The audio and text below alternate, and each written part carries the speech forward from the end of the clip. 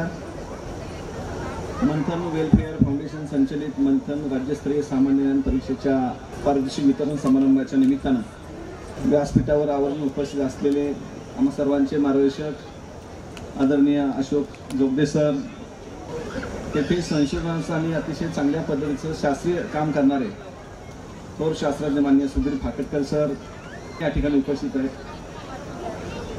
संबंध महाराष्ट्राला एक ग्रामीण आणि तळमळीचा साहित्यिक म्हणून, मातीतला साहित्यिक म्हणून ज्यांची ओळख आहे, विद्यापीठांच्या आणि शालेय अभ्यासक्रमाच्या माध्यमातून घराघरात आणि मनामनात पोचलेले व्यक्तिमत्व म्हणून ज्यांची आपण पाहतो, असे आम्हा सर्वांचे मित्र आदरणीय कैलासराव दौंड सर, या मंथन परिवारातील सर्व सन्माननीय सदस्य आणि समोर बसलेले विद्यार्थी, पालक, तुम्हा सगळ्यांचं कौतुक करावं तेवढं थोडं आहे की आपल्या माध्यमातून आपल्या पाल्यांना आपल्या समोर जेव्हा अशा स्पर्धात्मक परीक्षेच्या माध्यमातून पारितोषिक घेतानाचं भाग्य पाहायला मिळण्याची संधी आपल्या सगळ्यांना मिळते. शेवटी जे काय आपण करत असतो ते आपल्या पाल्यांसाठी, आपल्या विद्यार्थ्यांसाठी, आपल्या मुलांसाठी आपण करत असतो. आणि ही मुलं जेव्हा आपल्या ह्या स्पर्धेच्या परीक्षेमध्ये आपलं नाव कमवतात, आपल्या शाळेचं नाव कमवतात, आपल्या कुटुंबाचं नाव कमवतात, नवीन आपल्या पालकांचं नाव कमवतात, आणि हे नाव कमावल्याच्या नंतर पारितोषिक घेण्याचा प्रसंग जेव्हा येतो तेव्हा आपल्या डोळ्यातले भाव या ठिकाणी खऱ्या अर्थाने बोलके असतात. आणि म्हणून सकाळपासून मी पाहतोय की राज्याच्या कानाकोपऱ्यातून ह्या पारितोषिक वितरणासाठी जी बक्षीस या ठिकाणी दिली गेली, जी पारितोषिक या ठिकाणी दिली गेली, पहिलीतल्या मुलांपासून ते उच्च वर्गातल्या मुलांपर्यंत या सगळ्या मुलांना या ठिकाणी पारितोषिक देत असताना स्पर्धेच्या परीक्षेच्या ह्या वातावरणामध्ये खऱ्या अर्थाने आपण आपल्या पालकांना घडवत आहोत, आपल्या विद्यार्थ्यांना घडवत आहोत आणि देशाचं, समाजाचं, उद्याचं एक भवितव्य म्हणून या छोट्या चिमुकल्या मुलांकडे आपण पाहत असतो. मित्र हो, हा स्पर्धेचा काळ आहे, बदलता काळ आहे. आपल्या सर्वांच्या खूप इच्छा आणि आकांक्षा आपल्या मुलांकडनं आहेत, आपल्या पाल्यांकडनं आहेत, आपल्या विद्यार्थ्यांकडनं आहेत. पण ह्या इच्छा आकांक्षा पूर्ण करत असताना आपल्या मुलांना ह्या स्पर्धेच्या वातावरणामध्ये आपण या ठिकाणी उतरवलं पाहिजे. त्यासाठी आपल्या कुटुंबापासून त्याची आपण सुरुवात करत असतो. कुटुंबामध्येच या ठिकाणी मुलांवर संस्कार, योग्य स्पर्धेच्या वातावरणामध्ये त्यांना परीक्षेमध्ये या ठिकाणी सामोरं जाण्याचं जे प्रोत्साहन, जे बळ आपण देत असतात, म्हणून मी आपलं सुरुवातीला कौतुक केलं. कारण काळ थोडा कठीण आहे, गतिमान असा काळ आहे. स्पर्धेचं हे सगळं युग आहे. या स्पर्धेच्या युगामध्ये लहानपणापासूनच आपल्या पाल्यांना जर आपण खऱ्या अर्थानं योग्य असं पाठबळ दिलं, योग्य असे संस्कार त्यांना केले, योग्य असं वातावरण त्यांना उपलब्ध करून दिलं, योग्य आणि चांगल्या व्यक्तीचं मार्गदर्शन आपण त्यांना उपलब्ध करून दिलं, तर निश्चितपणे आपले पाल्य भविष्यामध्ये आपल्या कुटुंबाचं, आपल्या आईवडिलांचं, आपल्या शाळेचं, आपल्या परिसराचं नाव उज्ज्वल केल्याशिवाय राहणार नाहीत. म्हणून इथं आलेले सर्व गुणवंत विद्यार्थी, चिमुकले विद्यार्थी यांचं कौतुक करावं तेवढं थोडं आहे. या बदलत्या काळामध्ये, गतिमान अशा काळामध्ये थोडंसं बिघडायचं हे सगळं वय असताना कोरोना नंतर आपण पाहिलं, या कोरोनाच्या काळामध्ये खऱ्या अर्थाने आपण ऑनलाईनचं शिक्षण या ठिकाणी दिलं. आणि ऑनलाईनचं शिक्षण देत असताना पूर्वी आपण म्हणायचो की मुलांना मोबाईल पासून दूर ठेवा, मुलांना सोशल मीडियापासून दूर ठेवा.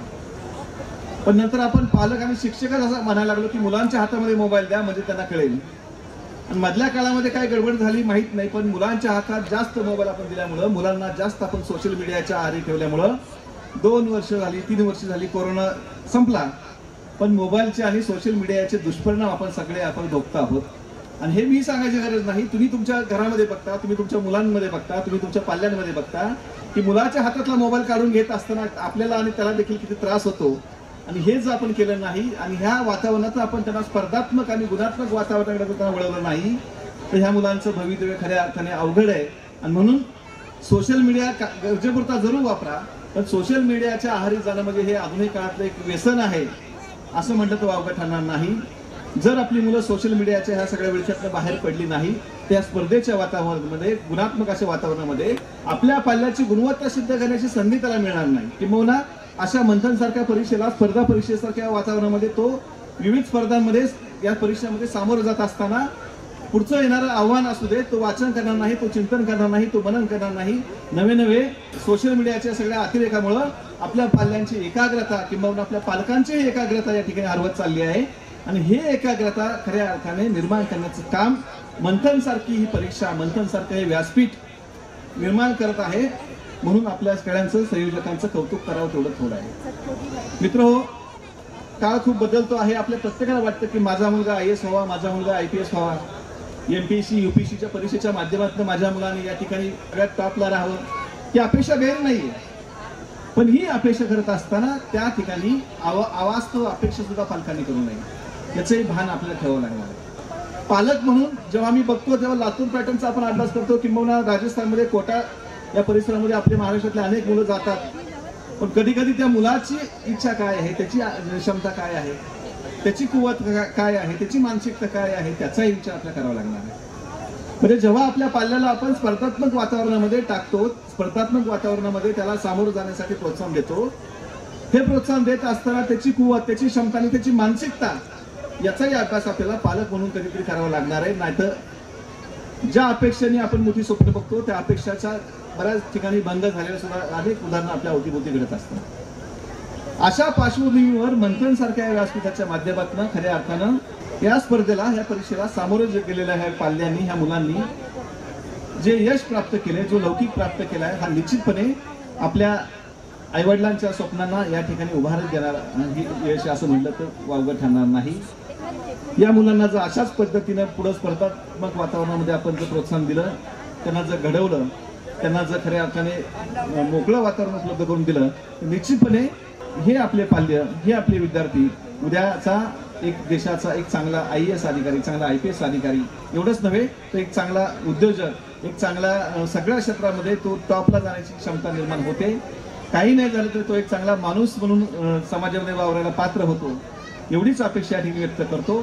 सगळ्या विजेत्या विद्यार्थ्यांचं मनपूर्वक अभिनंदन करतो, पालकांचं मनपूर्वक अभिनंदन करतो आणि आपल्या पाल्यांच्या उज्ज्वल अशा भवितव्यासाठी मी या ठिकाणी माझ्या सावित्रीबाई फुले पुणे विद्यापीठाच्या वतीनं सुयश चिंतितो आणि या ठिकाणी माझं मनोगत थांबवतो. धन्यवाद.